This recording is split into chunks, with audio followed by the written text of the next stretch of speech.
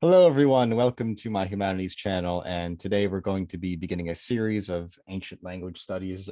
This is my own personal studies and review, but I'll share what I have learned and try to dumb it down for everybody because I think this is a lot of fun. Um, but today we're going to be learning about ancient Egyptian hieroglyphics or Egyptian hieroglyphics and just getting our feet wet. Occasionally there'll be some Latin videos too that I actually started working on some PowerPoints earlier last week or two. And I'll just have to find some time to record it, make some adjustments and exercises for you guys. So, because I take Latin school, so it just makes sense for me to review with you guys. This is sort of boost my understanding if I could teach it as well. Anyways, Egyptian hieroglyphics. What are Egyptian hieroglyphics and how do we read them? That's our main objective today.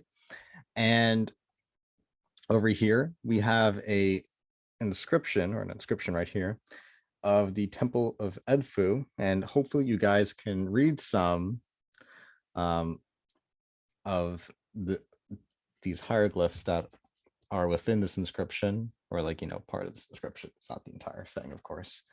But yeah, without further ado, let's get straight into this. So what exactly are Egyptian hieroglyphics? So Egyptian hieroglyphics was a writing system that was used by the ancient Egyptians, simply to put it. The word hieroglyph means sacred carvings.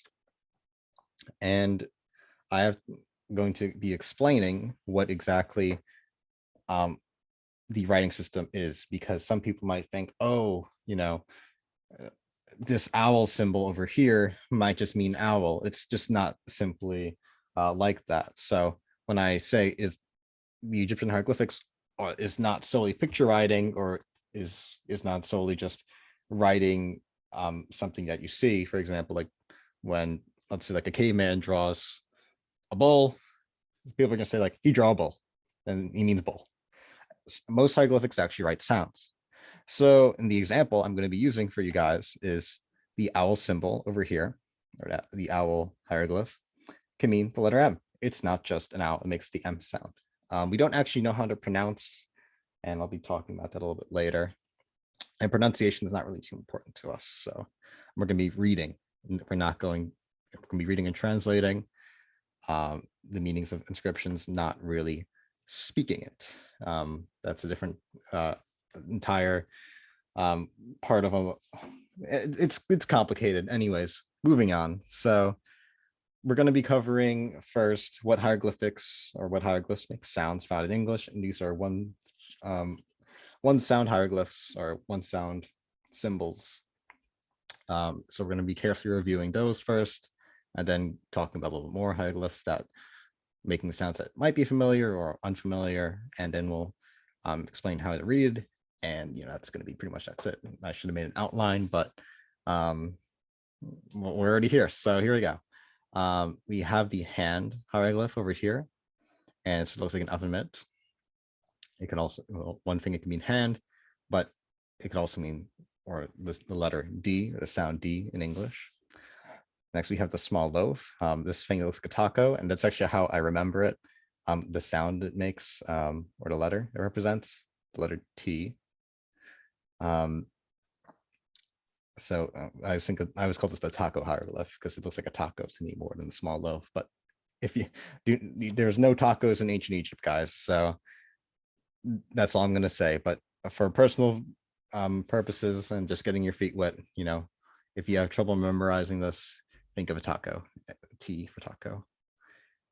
Next one's a dish, which looks like the small loaf one flipped upside down, a little bit longer, and it looks like a little bowl, like a little handle, and that's a dish, and it makes the sound K, or represents the letter K. So moving on, we have the mouth symbol over here. This has a little mouth, and it represents the letter R, or sound R. Next, we have the water ripple, and it makes the sound N, or to write it down as letter N. Little ripple over here. Very simple stuff. The owl, as we previously discussed, the letter M, the owl right here. So I'm not going to be reviewing this, guys. So you could write this down. You can pause the video anytime and just review it out carefully. I hope I'm not going too fast for you guys. Just always feel free to pause the video at any point and just write down notes. I'm going to be reviewing and reciting what the other sounds make when we get to more complicated sounds, 41 sound symbols that you might not be familiar with. Anyways, moving on. So we're going to see that more than one hieroglyph can make the same sound. In two examples that are in today's presentation. This is a folded cloth on the left, and this is a door bolt over here that line with the little two circles inside.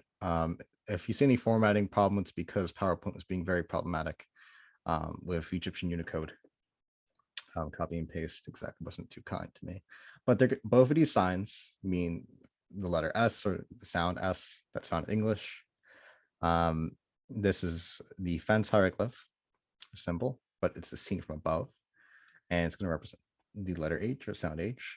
Next, we have the viper symbol, and you see it looks like a little inchworm with like little two thingies over there. That's going to be equivalent to the sound F, or letter F. Let me write it down. Then we have the mat symbol, which simply just looks like a square. Think of the letter P. Next, we have the lower leg over here, and it just simply looks like a leg and represents the letter B, the sound B in English. Next, we have the quail chick, which sounds, it's just right over here, and it's equivalent to the letter W, or sound W in English. And next, once again, we see the hieroglyphs that can represent one letter or one sound, similar to the ones we just discussed with the folded cloth and door bolt. We're going to see the same thing over here. A pair of leaves, or the two diagonal strokes like this, can mean the letter Y, or sound Y. And so that's going to wrap up our sounds that found in English, but there's actually a few more sounds in English, but they're going to look a little bit weird. So I'm going to review the next slide with you guys carefully. I'm going to repeat them. So over this long rectangle hieroglyph means lake, or lake hieroglyph, and it's equivalent to the sound S with a circumflex above it, and that makes the sound sh in ship. And you're going to see, if you study Sumerian, you're going to see this a lot too. This S with the 8 with the little circumflex, or like the SH sound. I know that's also present in that writing system and language as well. So there we go. So if you wish to get in Sumerian one day, now you know what that S, or the circumflex, sounds like. So shut and ship. Moving on, we have snake. This snake hieroglyph looks different from the viper one, as you could tell. As this one, the snake is flat over here, but the tail is much longer. And it's going to make an interesting sound. You see this D with a little macron below it. It's going to represent the soft D, as like J in jail, jail. Or think of the word judge, but don't think of the first J. Think of the two letters D and G in judge. Judge. And one famous Egyptian king is named Djoser, and this is exactly where this would come into play, because this makes like that DJ sound, like in jail, Djoser. That's how you say his name, I believe. Please correct me if I'm wrong, if I'm doing a mistake. Anyways, next we have the animal tether hieroglyph right over here, and is equivalent to a T with a macron below. And it makes a CH sound like in church, ch sound, or the T in adventure, adventure. Anyways, so let's review again, because I know these sounds might look unfamiliar towards you if you're a native English speaker, and you're a monolingual person like myself, but we're working towards that, guys, together on this channel. So you have the lake symbol, and that represents the S circumflex. Sh. Ship. Sh. Feel free to pronounce these with me. Once again, pronunciation is not too important, but I just want to make sure you guys are familiar with what these sound like, sort of. Anyways, next we have snake, making the snake hieroglyph. Once again, looks different from the viper. With softy, j in jail, or the DG in judge. J, j, jail, jail, j, j. The animal tether hieroglyph. Oh, my mouse is suddenly disappearing. Animal tether hieroglyph, and right here we have hieroglyph, and we have the T with the little macron underneath it. I believe it's the macron. If you put on top of a vowel, I know it's a macron. But I'm just be calling it macron because I think that's what I found on Wiktionary. So before I'm making this, so CH in church, church, church, cha, cha, cha, cha. Okay, moving on. Hopefully you're writing this down too. So, and I'll be posting a Quizlet to review these sounds. You can't really see them, unfortunately, because I can't enlarge them, which is very annoying. But maybe you could print them out. I'm not exactly sure how I did it on Quizlet. I just somehow did it. So which hieroglyphics make sounds not found in English, or that we might not be familiar with in, American English? Exactly. So this vulture hieroglyph is equal to an aleph, and that is an aleph right there. And what is an aleph? So say the word uh-oh with me, like those two words, uh-oh. When you say after, it's the sound in between the and the o. Uh-oh. So it's like a glottal stop. And you're going to see this in the pronunciation of bottle in a Cockney accent from the UK. So instead of saying bottle, like me, an American, you would say bottle, bottle. And people like on Twitter like to make fun of this a lot if they're like big Harry Potter accents. I wonder what those Brits think of us. If you're British,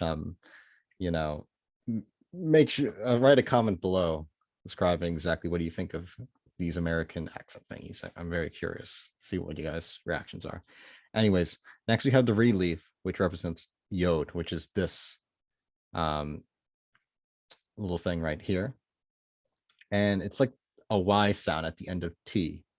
Now you might be asking yourself, there is no Y at the end of T, but it's more like the sound at the end of T. So like T, E, and it makes like an I, Y sound at the end. You hear that too, of the EA, T, E. And that's the sound the relief makes. And next you have the forearm, and this is where we see the formatting problem right there. So we have the ion over here. That's not what that is. And it sounds like an A while swallowing. And you might be asking yourself, what does that even mean? Well, think of like gargling an A, like saying the letter A in the back of your throat. So we'd say an A like this, A, but now try in the back of your throat. Like that. So that's how you pronounce the forearm, the ion. That's what that sound exactly makes. Next, we have the hill slope hieroglyph. Once again, the formatting did me dirty on this. Right here, it looks like a little roller coaster. Hill, it's a hill slope. And it sounds like the Q in Quran, but I said it wrong as an American. So it makes a K with a little dot diacritic underneath it, like Quran or Kah. You see just like a sort of similar sound to the ayin, like it's like a swallowing at the back of the mouth, like feeling. Like Kah.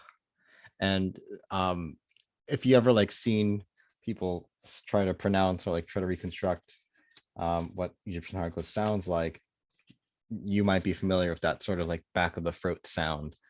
I have a very specific example in my head, but maybe you guys don't. So maybe I'll try to find a video of that in the future. So anyways, I think that'll be cool. We can review that. But anyways, let's go. There's more H's. And you're thinking to yourself, how is there so many H's in just one language? So actually I forgot to review, but we'll go back to that. Maybe I'll review these last two slides together. So the wick of flax hieroglyph over here, a little twisty thing, just a wick of flax, is a breathy H, and we see an H with a dot diacritic right underneath it. So it's to make, think of similar to the Q in Quran with the K diacritic that we went back towards a little too far, like right here. Kuhan, or the ayin. It's like a breathy H, like an H in the back of your throat. Sort of like that. And next is the ball of twine hieroglyph, as we see over here. It's like a circle with some lines inside. And it has an H with a breve diacritic. And it's going to be pronounced like a KH or like a Scots CH and lock. K. So it's like a KH sound. That should be fairly easy out of all of these free for you guys.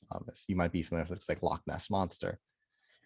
Loch Ness Monster. So that's the example I'll be using. Next is the animal belly of this hieroglyph, which looks like a spoon with a coffee bean at the end to me. But when we see H with a macron underneath it, or macron below, and it's pronounced like a German CH in ICH. And I don't speak German, but I was reading some forums on how to pronounce it. So like ich, it sort of sounds like the SH with the S circumflex that we reviewed earlier before, but it makes this sound. It's not exactly like that per se. Imagine saying yes, but you keep your tongue position the same. Yes, and say ich. So it's like a sound, which kind of makes sense, but it's different from the breathy, because that like it's like you're hissing with the ch in the ich. But when you think of the breathy h, you're like it's more like you're breathing, sort of like a spaceman or astronaut in outer space, like gasping for air. You know, maybe that analogy didn't make too much sense, but anyways, I thought it was a fun one. So we'll just review these again because obviously these sounds may be too familiar with you. I know they were familiar with me, and they might look strange for anyone who might not be a linguist. So let's review. So the vulture symbol right here. Let's go up into an aleph, or the glottal T stop, and like bottle, or like uh-oh, like the glottal stop. And that's represented by this two little backward C's over here. Next we have the yod, which is like this I and the little backward C, one of those. And it's like that Y sound at the end of T, E, E, T, E. And that's with the reed leaf hieroglyph. Next we have the forearm hieroglyph over here. And it's equivalent to the ayin sound, which is like an A while swallowing. So think of back of the throat, back of the mouth, like an A,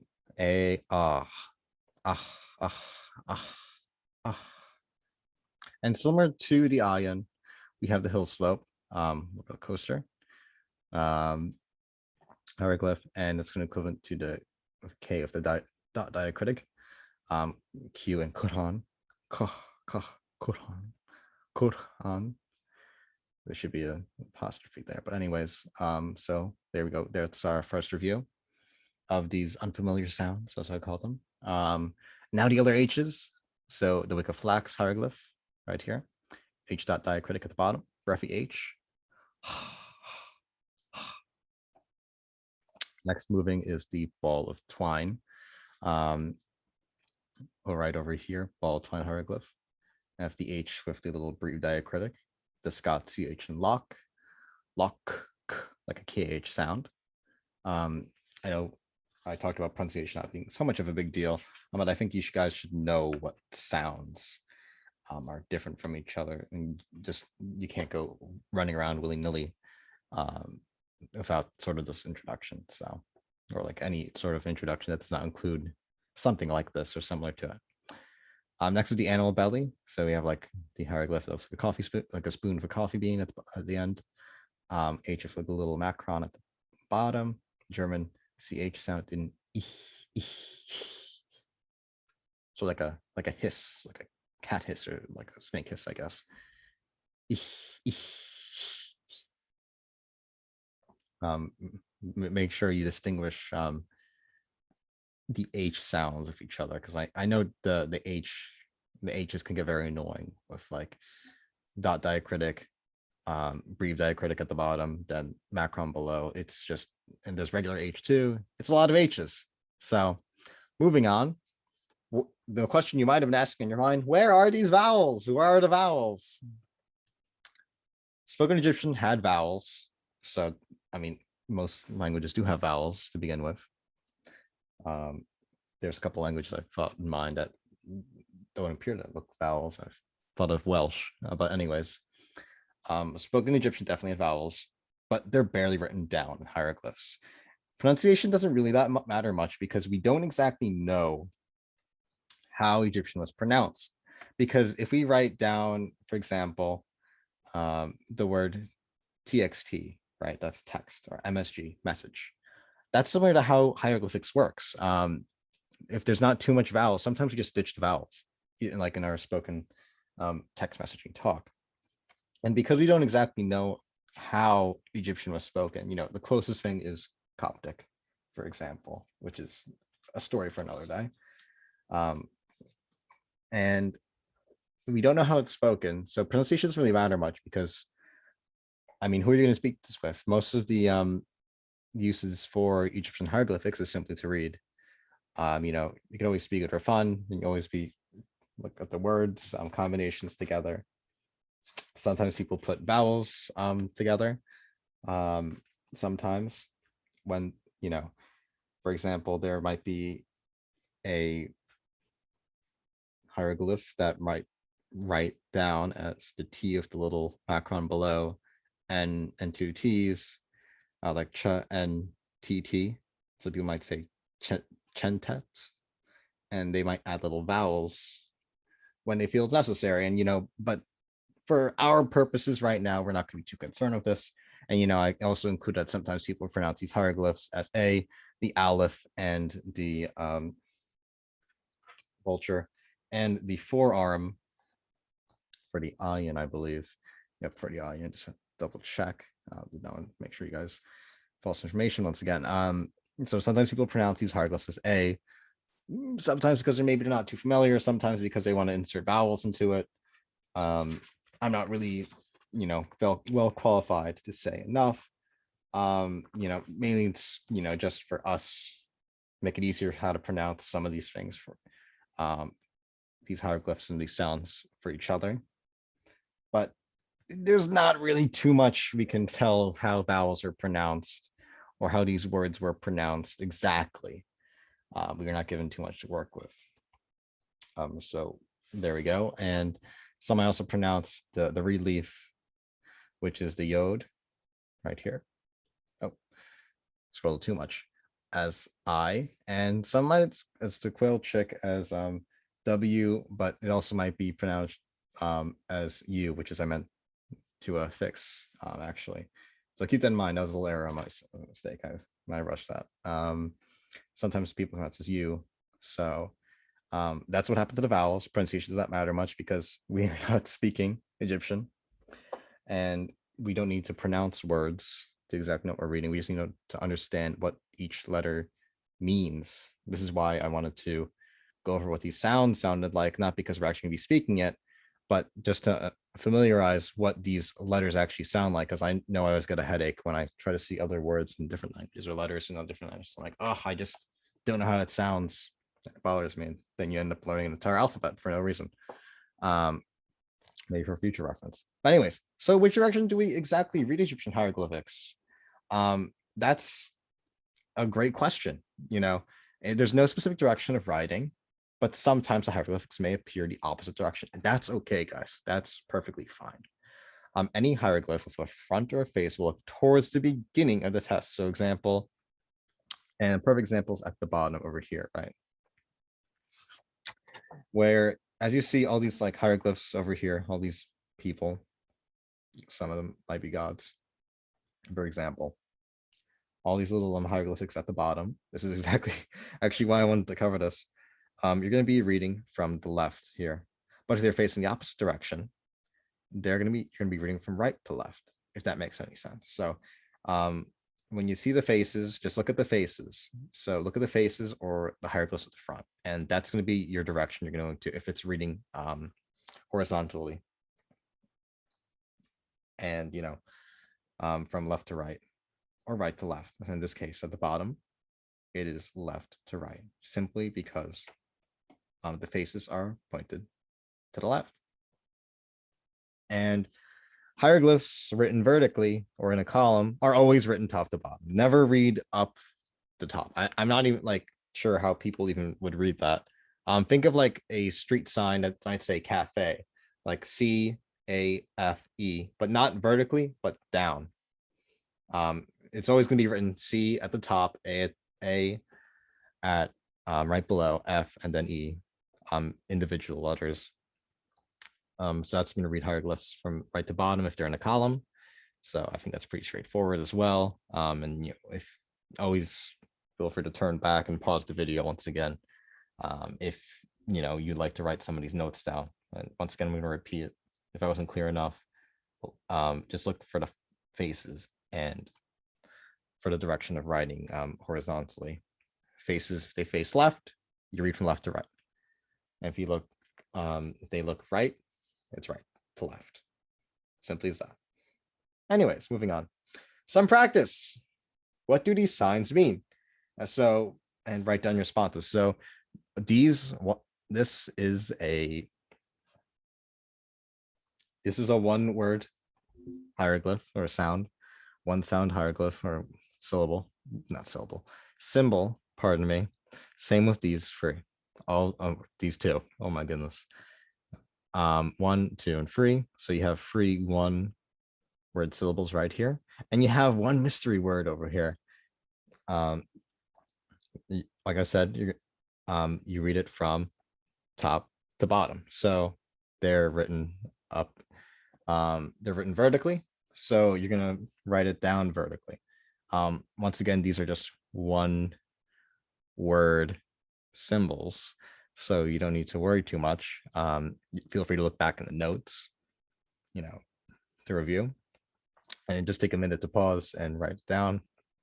And this is actually a word in hieroglyphics, and this will be your first word, so you feel proud of yourself. You can actually read a word in hieroglyphics. So very exciting. So I'll wait for you to simply pause the video and we'll get straight towards it. I hope you enjoyed your very quick break and doing that. And here we go. So let's check the answers.